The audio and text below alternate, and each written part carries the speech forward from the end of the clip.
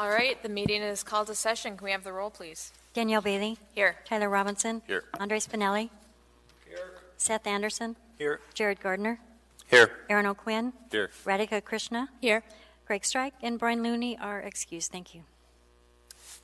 And do we even need to take disclosures since we're just hearing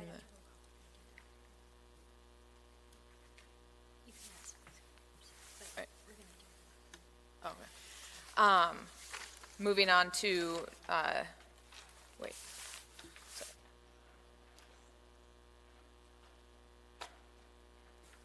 Can we have is there a message from staff? There is a message from staff. First of all, I'd like to say happy birthday to Jared. Jared, we want to celebrate your birthday, so we provided cake tonight, in part, I should say. But the real reason why I want to talk now is because we have a commissioner that is leaving us tonight after 7.5 years of dedicated service, Tyler Robinson. Tyler, 7.5 years, that's a long time.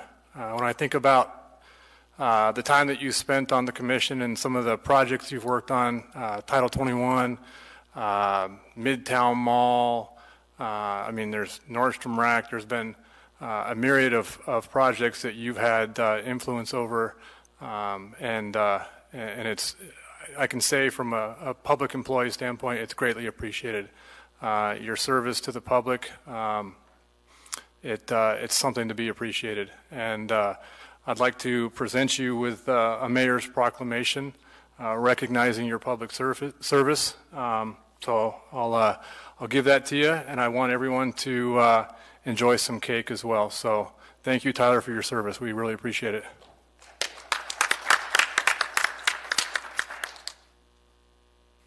And I'm pretty sure I fumbled that introduction because I'm still in denial that Tyler's leaving us. If I could make him stay, I would. But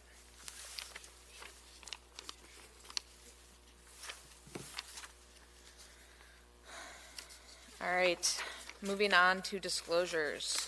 Commissioner Gardner. None. Commissioner O'Quinn. None. Commissioner Robinson, other than the fact that you're leaving us. That's not a disclosure. I have none.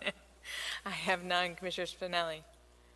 I'm disclosing that I'm emotionally distraught at Mr. Robinson's leaving. I'm going to find that you can still participate. Commissioner Krishna. And Commissioner Anderson. None. All right. The case 2019-0009 has been postponed. Do we need a motion to postpone that? Can we have a motion to postpone?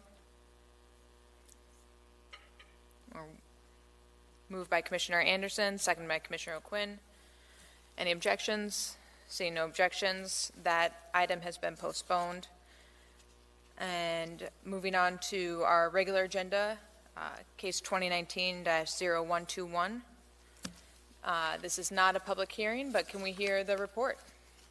Thank you, Madam Chair. Christine Bunnell with the Long Range Planning Division. During a planning and zoning work session on August 12, OMB Director Lance Wilbur gave an overview of the CIP selection process and an overview of the proposed projects.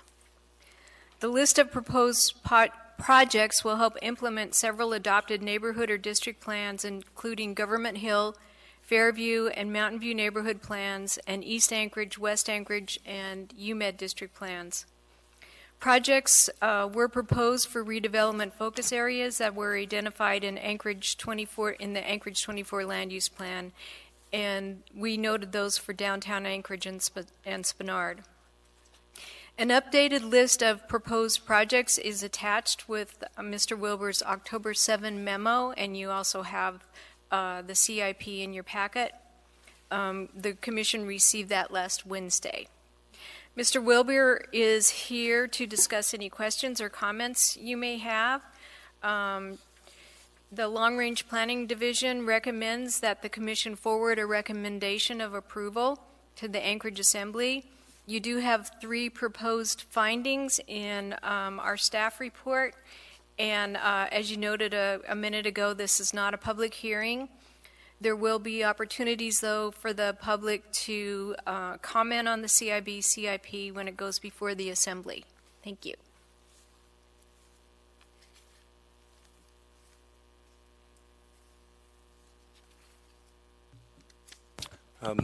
Planning and zoning members, Commissioner Bailey, maybe if I could just take a moment of your time to summarize some of the changes that was provided in your packet from the meeting that we had in August. In the cover memo that we provided, we just summarized where the departments and where the 2020 bond projects are going to be proposed. I just highlight that in the area-wide facilities, which is mostly the maintenance and operations department and the library, which we have about $6.7 million of projects, and almost all of that will be in construction phase if the bonds for area-wide facilities passes. In the fire department, we haven't made any changes to that one. We did recognize that in the packet we had originally thought we would start construction on a shop, but we're going to start with a design phase. For parks, in the parks, there have been no changes in the parks bond. About 90% of that bond, if it passes, would be into construction.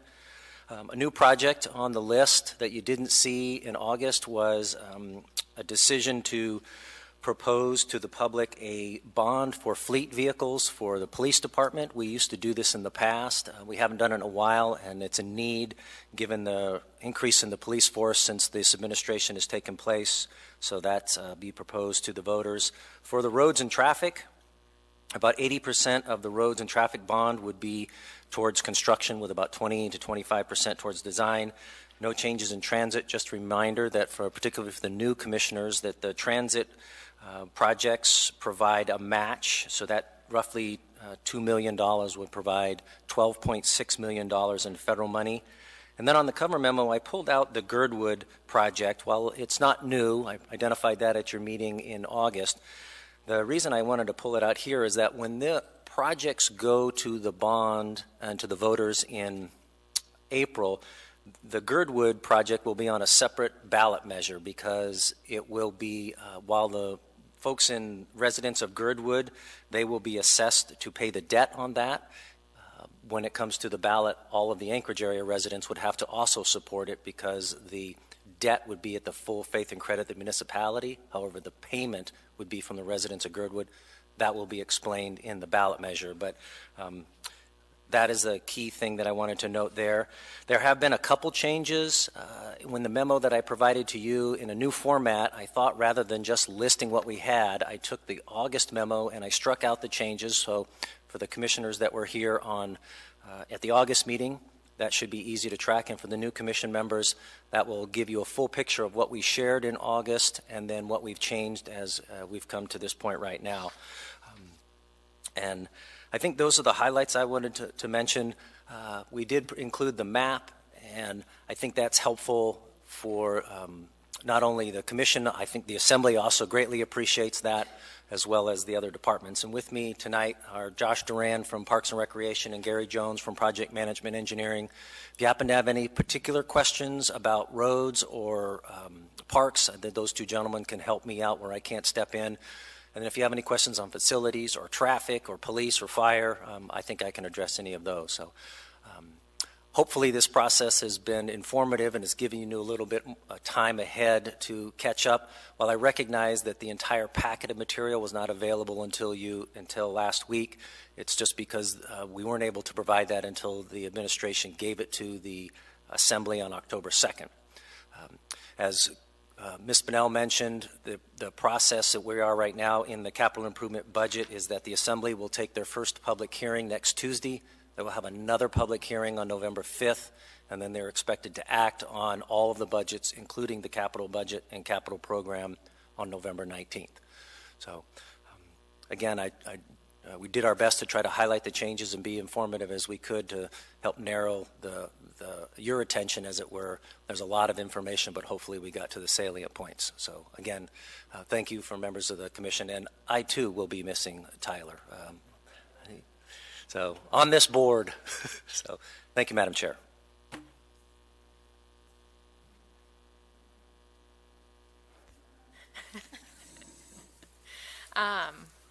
Any questions for staff?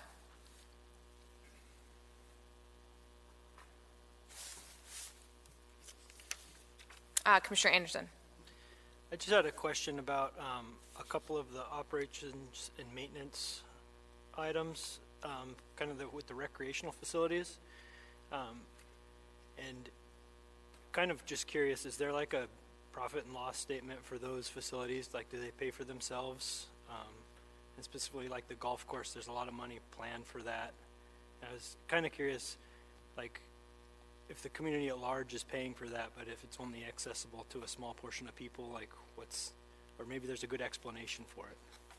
So there's a two-part answer. So there are identified in the capital improvement program, and in the budget, there's a significant amount of state request for municipally owned facilities, primarily municipally owned facilities, one of them being the golf course, I think the PAC, and there's a couple other projects in there. A lot of those projects, the municipality is still either owner or a partner in those facilities. So a lot of the money, I think $128 million in state requests is for a lot of those projects that were built 20 years ago. Some of the projects are not the case. I mean, for example, the senior centers, while they were built in the 80s and sometimes in the late 70s, they're owned by the municipality, even if we have other folks managing them. So they are still our asset.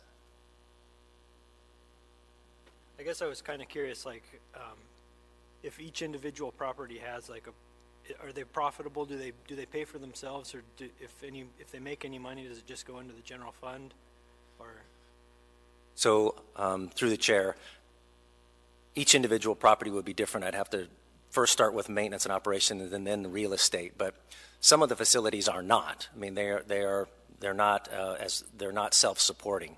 Some of them are, but those revenues that are generated either through the operations of the facility, for example, the Ben Boeke or the Sullivan Arena, those resources either go to pay the contractor that maintain that facility, and depending on the contract that we have with the manager, we're either obliged to make up for those losses, or they're obliged to pay us for additional revenue. So each facility will be different.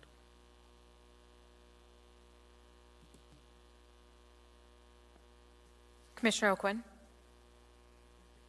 I just had some questions about the drainage projects. So if the proposed stormwater utility were to go forward, would we still be looking at bonding things through this process, or would AWU have its own bonding process where they could pledge utility revenues, to cover that debt, or how's that looking?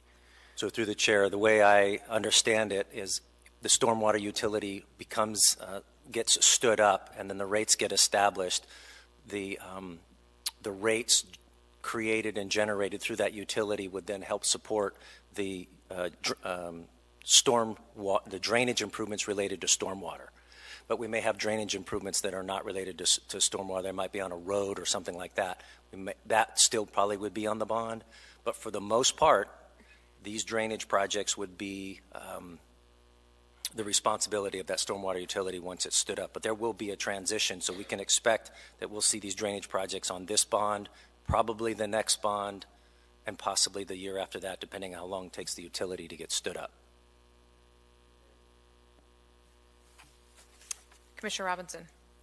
Thanks. I just more a general comment because there's a couple new commissioners, but one is I appreciate bringing the map out and highlighting these areas. I think it's helpful to see those projects, and I think if you think about the Planning Commission's role, it's really we often see a long-range plan passed or a park master plan passed, but it's not till it gets funded that it actually gets implemented, and so. I think in particular trying to find those linkages of where you can, especially during challenging budget times, really layer projects on top of one another to be impactful to achieve sort of community goals. And, just a couple that I'd highlight, but the Chenchnu Town Square Park in Muldoon, I mean, that's been an effort in East Anchorage for a long time that's involved both commercial and residential and a creek restoration and now park improvements. So really seeing that come to fruition. Radek and I have both been involved in a project in a park in Mountain View that isn't simply a park project, but it involves a housing redevelopment and hopefully some investment in the Mountain View community center at some point as well. So, as I think it's kind of a bummer that there aren't sort of these, larger projects. As we've discussed before, it's kind of a take care of what you got project, or a budget, but that's to be understood. I encourage staff and Lance, with your help as well, to continue to kind of demonstrate where these projects are truly trying to implement the plans that we put forth. Thanks for doing that. Commissioner O'Quinn. Sorry, last thing for me, but the ARDSA alley paving, how do the alleys get chosen? Because that's always coming up in every single meeting that I seem to go to, that somebody's alley's been paved twice and somebody's has never been paved, and so there's some questions about that. I'll start, and then if Gary wants to add in, I'll if I miss something. But primarily, the alley paving, it's almost always done by a contractor through maintenance and operations. And then the alleys in the worst conditions, whether it's a surface or or that's timed with another developer, a development. So they're prioritized by maintenance and operations. That's where we get the list. And the amount of money that we can put in there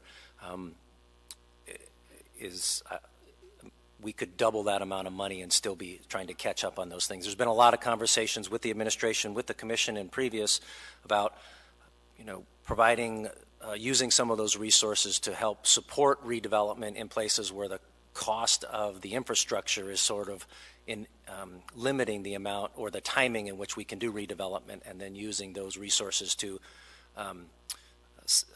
support projects where alley paving is a requirement. But primarily they're identified from maintenance and operations where they have the most severe problems or they have a lot of dust problems. That's how they're chosen. Commissioner Krishna. Thank you.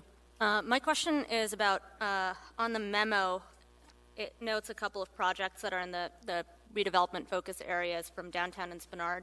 My understanding is there's also a reinvestment focus area over Fairview, so I'm wondering if there aren't projects in the 2020 CIP, if there are projects focused on that area in the 6-year CIP. Through the chair, there in the original draft we had one. I don't know if it would actually meant all of the intent or spirit of the focus areas, reinvestment focus areas, but one of the projects we had when we saw in August was 15th Avenue. It was going to be repaving part of 15th Avenue, but it was more on the west end, and the timing of that and was not we didn't include it in the proposed budget, mostly due to timing and the fact that the proposed list of projects we gave you in August was $80 million, and the administration wasn't looking forward to do that. But we don't have any other projects in Fairview that I recall that implement the focus area in Fairview. And I also think that, and Christine or the Commission can correct me, one of the things that we talked about in August was until the reinvestment focus areas are actually established with what the rules are going to be, while they're identified as potential areas on the land use plan, the actual establishment of them has not been completed through the assembly process. That's not holding up projects that may fall in within those focus areas, but the types of projects we may do in those areas is probably limited at this point. But we have been working for a long time with the planning department to try to bring the implementation of the comp plan through the CIB, and doing that through those focus areas is how we're trying to do it. I don't know if that helped, but.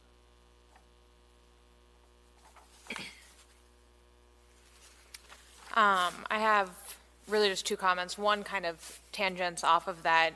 I think we kind of talked about this in August, but while there are 3 projects kind of in the reinvestment focus area, 2 of them are really on the border. And again, it would be nice, obviously we're in a short budget time right now, but if they truly are reinvestment focus areas, it would be good to see some action behind that. And then just a technical thing, on the map it says down at the bottom Girdwood F10, and I believe that would be F7, so it's just a small typo. Thank you. Any other questions or comments for staff? Then what is the will of the body?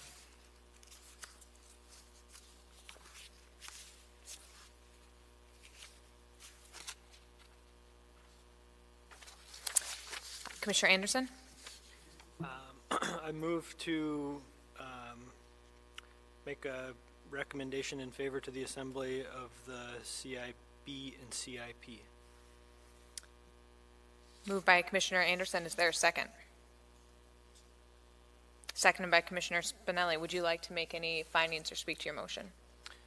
Sure, a few findings. I did see that several of the park projects are supported by park master plans that were reviewed by this commission within the last year and a half or 2 years. Majority of the CIB and CIP has to do with maintenance and improvements to existing facilities, kind of a status quo upgrade. And we do see that some of the new projects are within master plans that have been recently approved in reinvestment focus areas. Would anyone else like to speak to the motion? Then I would just like to adopt the proposed findings by staff.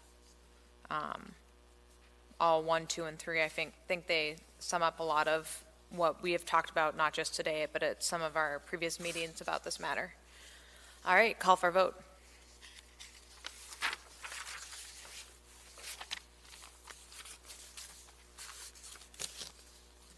And that motion passes. Thank you so much. And would anyone like to move?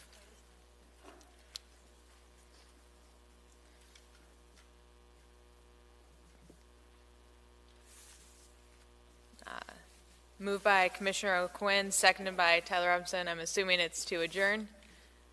All right, and we are adjourned.